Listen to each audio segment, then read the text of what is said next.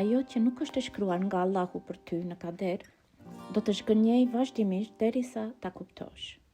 Ndonjëherë Allahu nuk i mbyll dyert me njëherë, por të lejon të kthesh në të njëjtën dhomë her pas here, vetëm që të përjetosh të njëjtën dhimbje, të njëjtën hutim, të njëjtën zbrasti, derisa shpirti yt ta kuptojë se asnjë përpjekje nuk mund të kthejë diçka që nuk ka qenë destinuar në diçka që është. Shgënjimet e përsëritura nuk janë në ndëshkim, por mesazh dhe hikmet nga Allahu. Ato janë thirrje për të ndalur së detyruari diçka që zemra tash e di se nuk është për ty. Kur diçka është vërtet e shkruar për ty, ajo sjell qetësi, sakina dhe në mes të provave, të forcon, nuk të shteron, të ngrit, nuk të thyen, por kur këmbgul në atë që nuk është për ty, zemra lodhet, mendja trazohet dhe shpirti fillon të të paralajmëroj përmes parahatis, vonesave dhe humbjeve.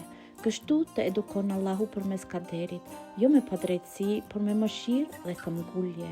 Por do të vijë një moment në jetën tënde kur do të ndalosh së pyetëri pse po më dhem, dhe do të fillosh të pyesësh çfarë po mëson Allahu përmes kësaj sprove. Dhe në atë çast zemra hapet dhe gjithçka ndryshon. Ti më nuk do të vraposh pas asaj që të lodh, nuk do të lutesh më për atë që nuk është për hajër për ty, nuk do të kapesh më pas asaj që të largon nga paqja. Ti do të zgjedhish veten, do të zgjedhish paqen tënde, do të zgjedhish rrugën që të afron me Allahun, atë që ndihet si shtëpi e jo atë që ndihet si luftë.